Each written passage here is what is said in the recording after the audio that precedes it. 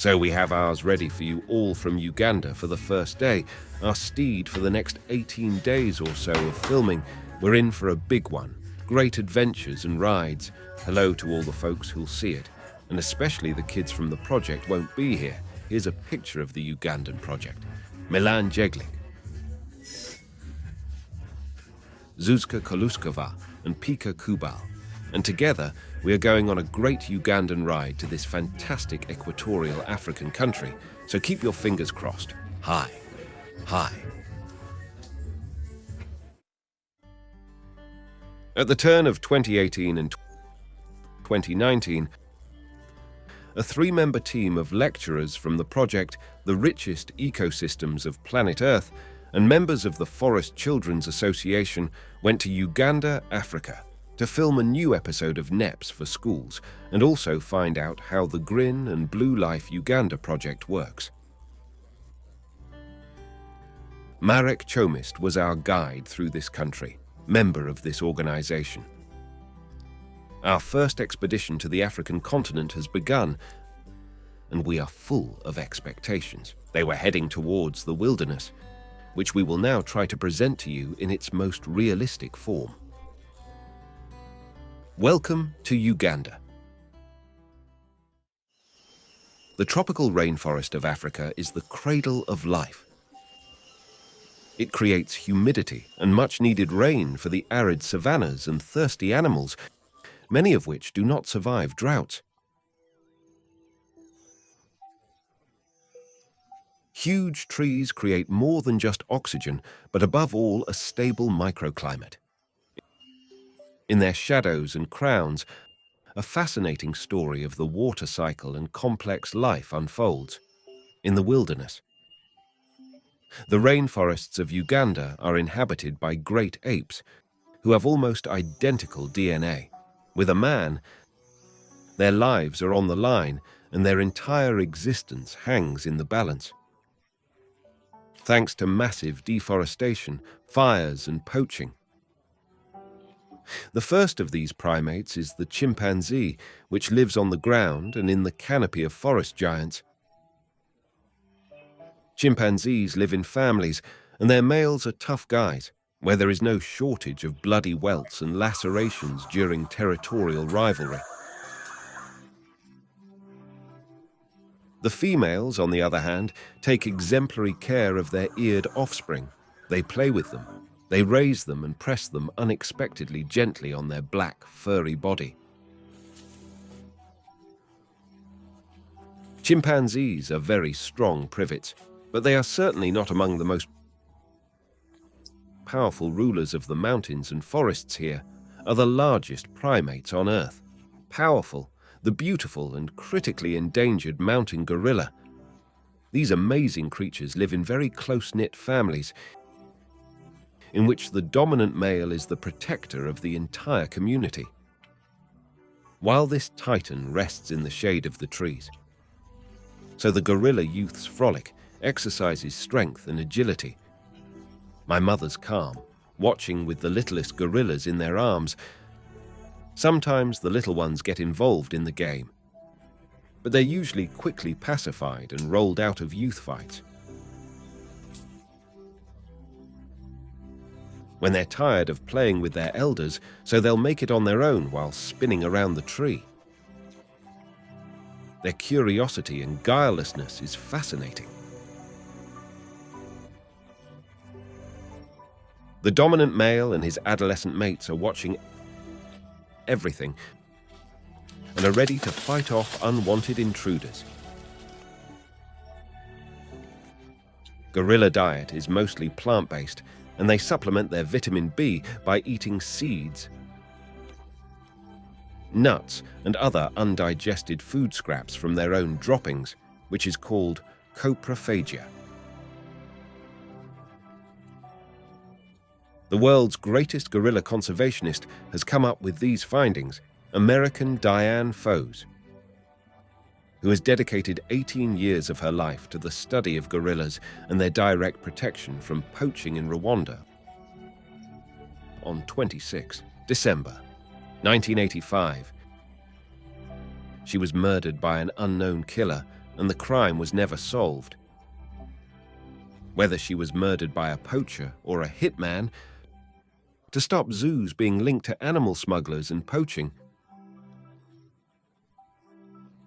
we'll never know.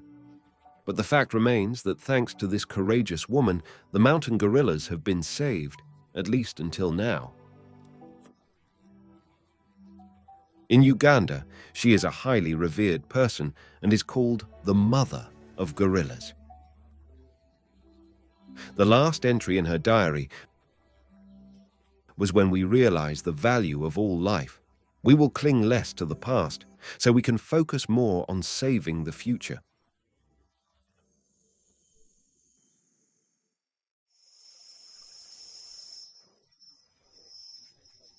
Thousands of streams flow out of the forests and mountains, rivers and streams that connect to form a mighty watercourse in Uganda.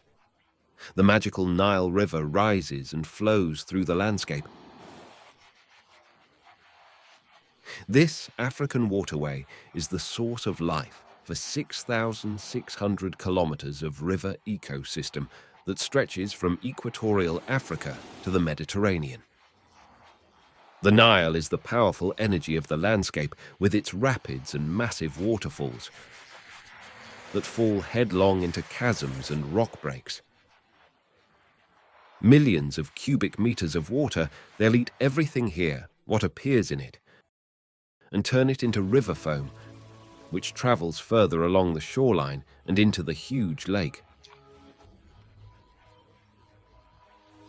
The Nile is a treasure trove of life, which provides space and food for a myriad of species. The ubiquitous hippos are rolling in the shallows. They're snorting loudly while crocodiles swim around them.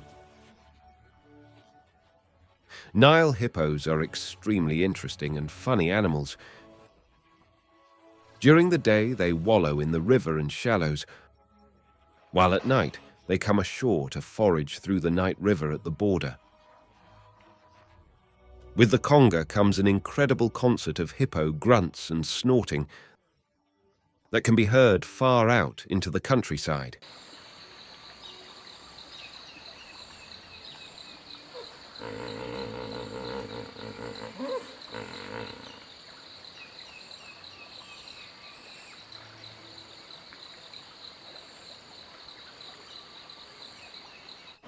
These animals are being talked about, that it's one of the most dangerous in Africa, but we made sure it's just another myth, which hurts the hippos immensely. If fishing boats or people are attacked, it's always to defend the territory and the cubs. So it's not about the danger of the hippo, but man's stupidity and disrespect for this beautiful creature and nature.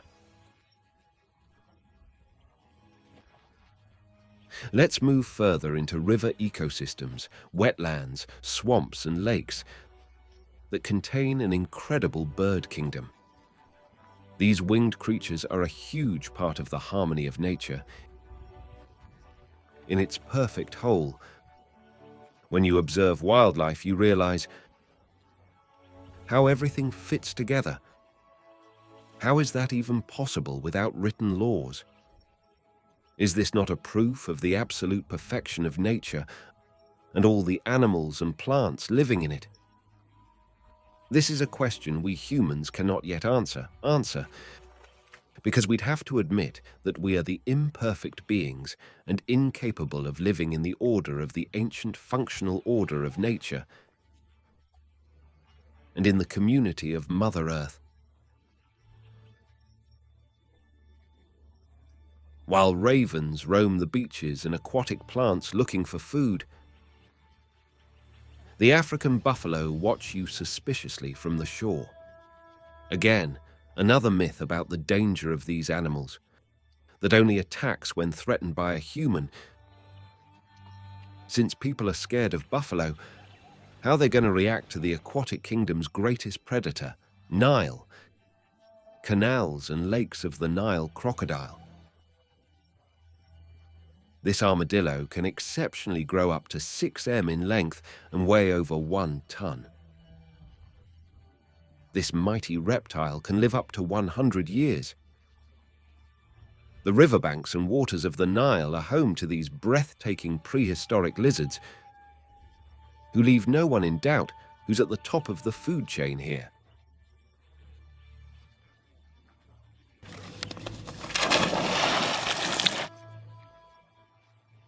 The only animals other than the cubs who doesn't have to worry about crocodiles are African elephants, who love the water and gather along the banks of the Nile or in the Kazinga Canal.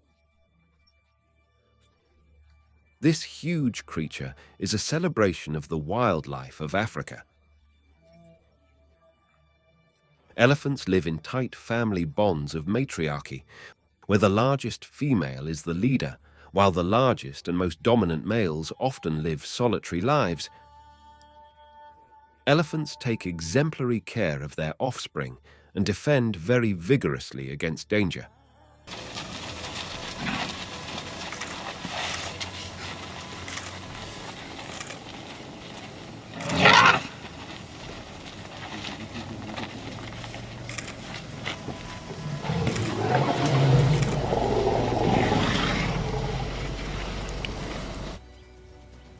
Now we will travel with the elephants, Ugandan wilderness, from the Nile River.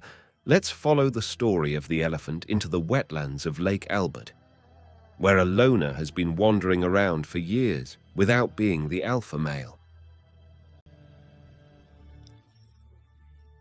A few years ago, he survived a raid by Congolese elephant poachers, and his entire family was slaughtered. Since then, he has remained alone and has never joined any other elephant family. They know about elephants, that they are extremely sensitive beings, which is true of most animals on Earth. This elephant is living proof of human wickedness, of greed and cruelty that knows no boundaries. Before we leave the water ecosystem, so let's get carried away by the magic and life of the fascinating animals living along the Nile River, Lake Albert, or the Kazinga Canal. Looking at this beauty, let us reflect whether we even have the right to confine these creatures in terrarium cages of aviaries or zoos. We have the right to hurt them, imprison them, or kill them for fun. Here you see their freedom and liberty that gives all living beings meaning and fulfillment in their natural lives. Let's stay with the elephants for a moment, because these titans don't just live by the water. On the contrary, these giants of the African savanna roam with their families across vast arid lands and are one of the most iconic species of animal.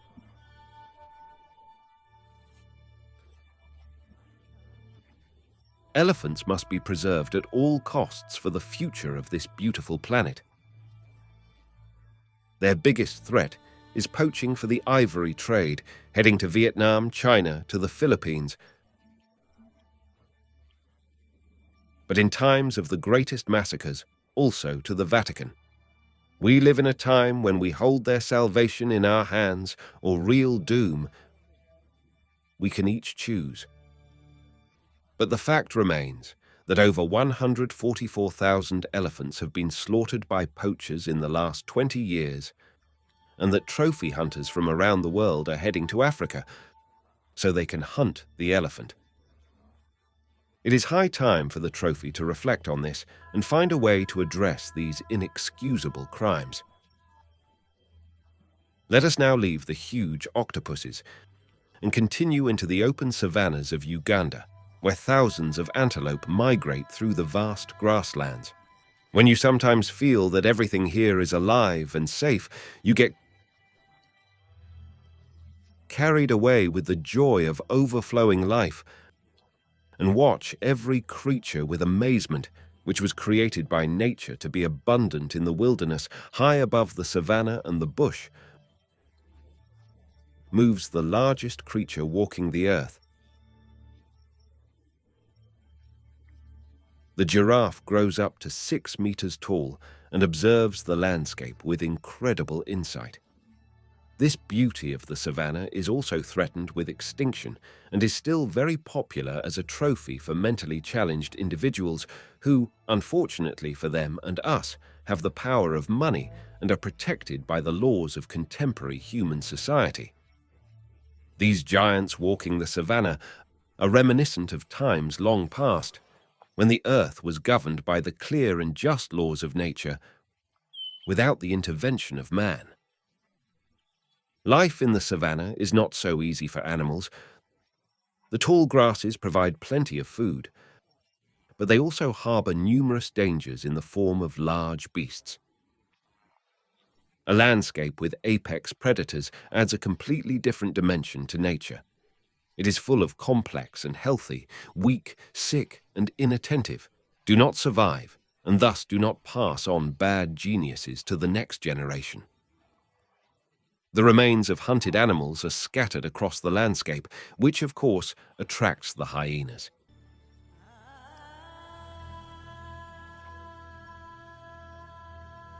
And to hunt the lions, they have to be strong, fast, and above all smart.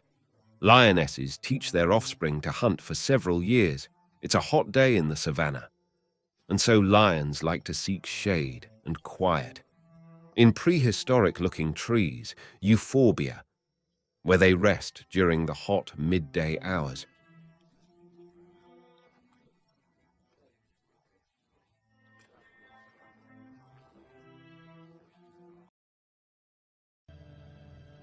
When they descend into the yellow and arid savanna, but they become almost invisible,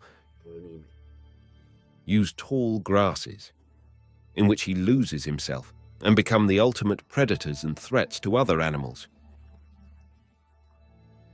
If they manage to catch them, so they have plenty of food and protect their prey from intruders for several days, who come not only by land, but also from the air. First, who are attracted by the smell of a dead buffalo, are vultures, when he's not a lion. Immediate vicinity thus begins the ruthless feast of these winged apex eaters. Dozens of vultures swoop down on the carcass and fight over every meaty morsel. Let it seem harsh and cruel to us humans, these animals are extremely important to nature because it cleanses the germs of disease and infection. In a moment, when the vultures abandon their prey, it's a harbinger that the lion king of the savanna is returning. These big cats usually come in the early morning or early evening to get their fill together.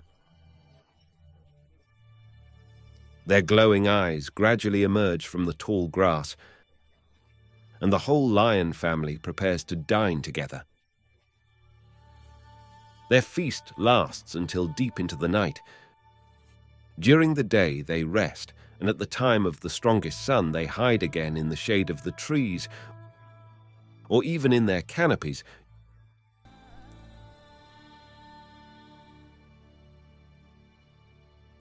Uganda's wilderness national parks and protected reserves abound with an incredible wealth of animals.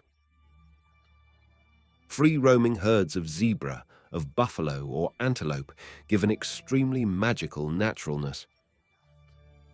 In the arid grasslands, squabbling mongoose forage for food that can catch the most venomous snakes.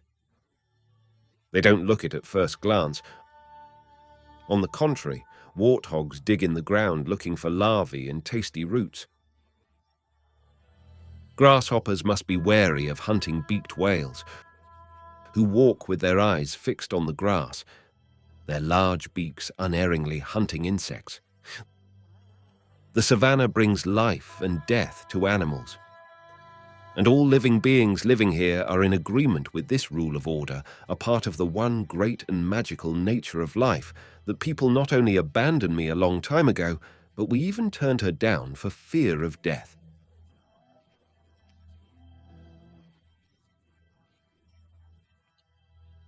Idea that we as humans are part of the food chain scares us so much that we have rather chosen a completely unnatural way of living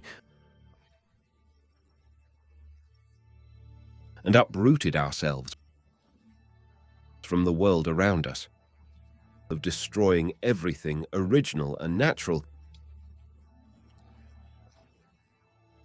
We have declared war on nature, but we can never defeat it. Let's leave human civilization and go back to the wilderness. Our journey takes us to Africa's most endangered animal ever, which is a rhinoceros. There was a time when these animals roamed freely in the landscape, but the time whose long-gone poaching and trophy hunting has made them a species facing real extinction, and their slaughter continues unabated. There is not a single wild rhino in Uganda outside the private Ziva Rhino Sanctuary Reserve, and the reason is the constant demand for their corners that is so intense that even the harshest penalties can't stop poachers from killing. The key to this monstrosity is demand in Asian countries, which is responsible for picking off other species. And not just in Africa. People are burning forests, poach and kill for money just to survive tomorrow. We brought them plastic time that they can't handle and pollute the rivers, the lakes, and the whole countryside. While we live in prosperity, so they want it in their own way. And so day after day they steal from the wild that is slowly withering and dying along with the rest of us. Yeah, like Indonesia has its oil palm apocalypse, in Uganda it's plantation-grown tea. There, where the rainforest was, this is how gorillas and many other animals lost their homes. You know, how much are people paid to collect a kilogram of dried tea for export? 2 CZK per kilo. They are paid $1 per day of work. Is this a just world? Do we Europeans even want it? You don't care, as well as us. In that case, let's get up and find a solution that still exists. The solution lies in educating people ethically. We need to motivate children to protect animals and guard nature and animals, before those who are unteachable and murderously greedy. Join us in protecting the wilderness, which can only be saved by international cooperation of an awakened public, which is independent of the economic system and uncompromisingly pushes politicians. Massive ethics education for children in schools must be part of this journey, where they are taught to respect the earth and nature. Come and take a look now, what solutions we offer. Right here in Africa. In 2018, the Czechoslovak project Green and Blue Live Uganda was established in Uganda. It is not strictly our project of the forest for children, but it is definitely based on the principles of our activities in Sumatra, and we have enabled its founders to make it so. We are not responsible for the actions of this organization, but we are definitely following its activities, and we intend to support conservation in Africa and show the way to the people that they can get involved here too, support and create. In December 2018, we signed a contract with Ziva Rhino Sanctuary with the Rhino Rescue Station in Uganda, where, on 70 square kilometers, they protect some of the planet's most endangered animals. 25 of these icons of African nature live here, each guarded by 5 rangers who protect him 24 hours a day in the field from poachers. First, we provided 4 photo traps to the field protection and taught the guards how to use them. In February 2019, we delivered another 10 photo traps to the reserve and started a comprehensive monitoring program, the Eye of the Rhinoceros, from which we already have the first unique footage for our global education program, which should see the light of day in 2025.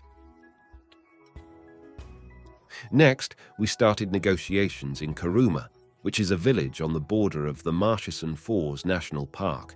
This is the most problematic place to protect the incredible natural wealth of this park, where you'll find all the fascinating animals except gorillas, cheetahs of wildebeest and zebra.